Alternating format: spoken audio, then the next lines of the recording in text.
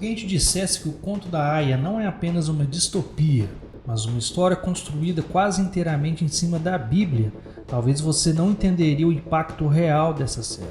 Mas a verdade é que Gilead não constrói as suas leis do nada. Remember your scripture.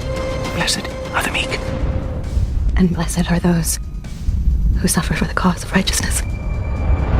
Cada ritual, cada punição, cada palavra dita pelos personagens tem origem em textos bíblicos reais. E é exatamente isso que torna a série tão perturbadora. O medo não vem de algo fictício, mas da constatação de que tudo ali já foi escrito, interpretado e principalmente distorcido. Nesse vídeo você vai entender todas as referências bíblicas usadas na série, organizadas ponto a ponto para entender como Gilead transforma a fé em ferramenta de controle absoluto. E quando você enxergar o todo, essa série nunca mais será a mesma. We only wanted to make the world better. Better. Better never means better for everyone.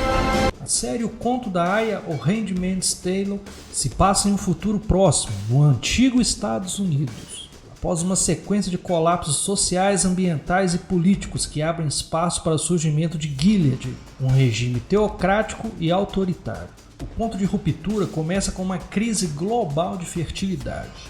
Por razões nunca explicadas de forma totalmente científica, a taxa de natalidade despenca de maneira drástica em vários países do mundo.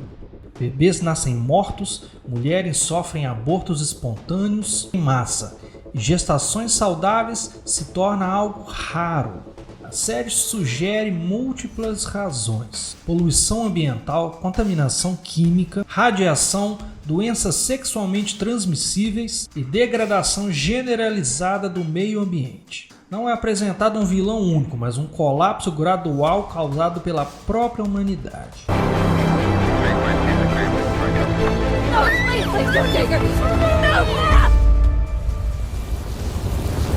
O detalhe importante é que em Gilead a culpa recai exclusivamente sobre as mulheres, mesmo quando a série deixa implícito que muitos homens também eram inférteis. Com medo da extinção humana, muitos grupos políticos e religiosos passam a ganhar força. Entre eles surge o grupo conhecido como Filhos de Jacó, que defende a ideia de que a infertilidade é um castigo divino, causado pela decadência moral da sociedade moderna. Segundo essa visão, direitos femininos, liberdade sexual e secularismo seriam os responsáveis pela ira de Deus. A solução proposta é simples e brutal: retornar a uma interpretação literal da Bíblia, restaurando uma ordem divina baseada no livro sagrado. O golpe de Estado acontece de uma forma rápida e estratégica. Terroristas ligados aos Filhos de Jacó coordenam um ataque terrorista em Washington, assassinando o presidente dos Estados Unidos e a maior parte do Congresso. O atentado inicialmente é atribuído a inimigos externos, o que causa pânico e medo na população. I was asleep before. That's how we let it happen. When they slaughtered Congress, we didn't wake up. When they blamed terrorists and suspended the Constitution, we didn't wake up then either. Em resposta, o estado de emergência é decretado, a Constituição é suspensa temporariamente e o poder é entregue a um governo provisório. É nesse momento que a democracia morre. As liberdades são retiradas uma a uma, sempre com a justificativa de proteger a nação. Logo após o golpe, as mulheres perdem os seus direitos de forma progressiva. Primeiro, suas contas bancárias são congeladas e transferidas aos seus parentes homens. Depois, elas são proibidas de trabalhar. Em seguida, de ler e escrever. Tudo acontece rápido demais para haver uma resistência organizada. I have to let you go. It's the law now. They needed to do it this way. All the bank accounts and the jobs all at the same time. You imagine the airports otherwise? Run! A série mostra que não houve nenhuma grande revolução popular contra as mulheres, mas sim um sistema que se impôs, enquanto a população ainda estava tentando entender o que estava acontecendo. Mas quando percebem, já é tarde demais. Com um novo regime consolidado, os Estados Unidos da América deixam de existir e dão lugar à República de Gilead. Mulheres férteis passam a ser um recurso do Estado. Elas são capturadas, treinadas e transformadas em aias. destinadas a gerar filhos para a elite governante. Já as mulheres inférteis são transferidas para outras castas, como esposas, martas, ou são enviadas para colônias, onde morrem lentamente em trabalhos forçados. A maternidade então deixa de ser escolha e se torna obrigação religiosa. Girls will serve the leaders and their barren wives. You will bear children for them. O início da série acompanha June Osborne, uma mulher comum que tinha uma vida normal antes do golpe. Marido, filha, trabalho e liberdade. A narrativa intercala o presente opressor de Gilead, com flashbacks do passado recente, mostrando como a sociedade caiu sem perceber. Esse contraste é fundamental para o impacto da série, pois deixa claro que Gilead não surgiu de um mundo distante ou fantástico, mas em um cenário muito próximo à realidade atual. There's an eye in your house. We'll send you to the colonies. You'll be cleaning up toxic waste and then you'll die. A base de todo o sistema das aias vem diretamente de Gênesis capítulo 30, versículos 1 ao 3.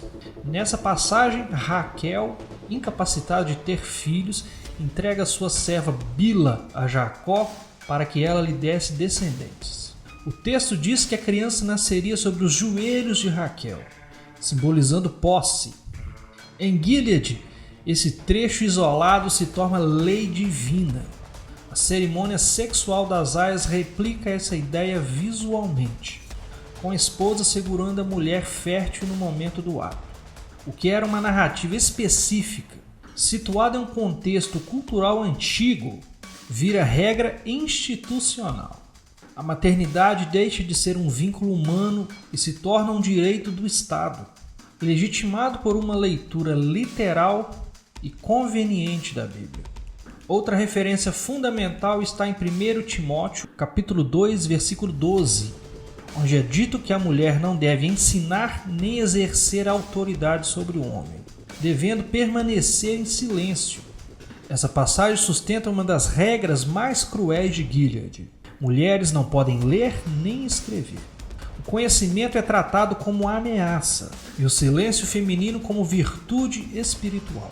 As tias, figuras de doutrinação, usam esse versículo para reforçar obediência e submissão. A série mostra como um único trecho, arrancado de seu contexto histórico, pode ser usado para justificar a censura total e o apagamento intelectual de metade da população. A divisão das mulheres em castas também possui raízes bíblicas claras. As esposas se inspiram na mulher virtuosa, descritas em Provérbios 31, exaltada por sua obediência, castidade e dedicação ao lar. As martas remetem a Lucas 10, capítulos 38 a 42, onde Marta é apresentada como aquela que serve silenciosamente. Já as aias se conectam à ideia do sacrifício presente em Levítico, onde o corpo é instrumento de purificação e redenção. A série fragmenta essas figuras bíblicas e transforma arquétipos em prisões sociais, criando uma hierarquia rígida, onde cada mulher existe apenas para cumprir uma função religiosa imposta. Will serve the leaders and their barren wives. You will bear children for them. Punições em Gilead também encontram respaldo no Antigo Testamento. Deuteronômio 22 traz leis severas sobre conduta sexual, incluindo punições públicas, que inspiram apedrejamento e execuções. O princípio de olho por olho em Êxodo capítulo 21, versículo 24, aparece na lógica das mutilações físicas. Já o muro onde os corpos são exibidos como advertência remete às práticas de humilhação pública, descrito em livros proféticos como o de Jeremias. A violência não é tratada como crueldade, mas como justiça divina, aplicada para manter o medo e a ordem. A casa de Jezabel é uma das referências mais irônicas da série. O nome vem da rainha Jezabel, descrito em 1 Reis, capítulo 16, versículo 21, como símbolo de idolatria, imoralidade e corrupção. Na Bíblia, Jezabel representa tudo aquilo que deve ser combatido.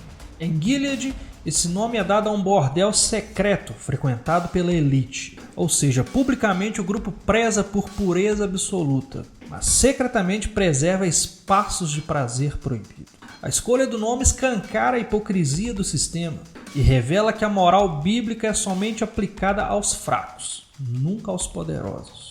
Até o nome do país carrega um peso simbólico. Gileade é uma região citada diversas vezes na Bíblia, especialmente em Jeremias capítulo 8, versículo 22, associado à cura e redenção, como o famoso bálsamo de Gileade. A série subverte completamente esse significado, transformando um símbolo de esperança em um estado de opressão extrema. O mesmo acontece com os nomes das aias, como Offred, que significa literalmente de Fred, refletindo a lógica bíblica de posse de servos. A identidade então deixa de existir e é substituída por pertencimento. Ao reunir todas essas referências, o conto da Aya deixa claro que o seu maior horror não está na ficção, mas na realidade histórica dos textos que utiliza. A série não acusa a fé, mas alerta sobre o perigo da interpretação seletiva, literal e autoritária. Uma reflexão inquietante. Gilead não inventou nada, ela apenas escolheu o que ler, o que ignorar e como usar. É isso que torna essa história tão absurdamente desconfortante. No fim, o conto da Aya não é apenas uma história sobre um regime opressor, mas um alerta sobre como crises reais, ambientais, políticas e sociais podem ser usados como justificativa para tirar direitos, em nome da ordem, da fé e da sobrevivência. O terror da série não está no futuro que ela imagina, mas na facilidade com que esse futuro se torna possível. E depois de tudo isso, a pergunta que fica não é apenas sobre Gilead, mas sobre o nosso próprio mundo. O conto da Aya assusta porque não cria monstros irreais. Ele apenas mostra o que acontece quando medo, crise e fanatismo se encontram no momento certo.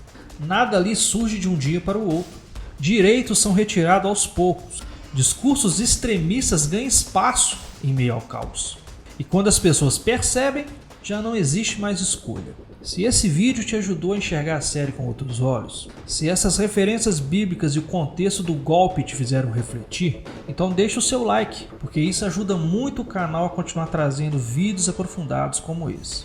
Se inscreve também para não perder os próximos vídeos e principalmente compartilha esse vídeo com alguém que ainda não assistiu ou que precisa assistir o conto da Aya, porque essa não é apenas uma história para maratonar, mas para se refletir e se debater. É isso, eu vou ficando por aqui. Nos vemos no próximo vídeo. Valeu!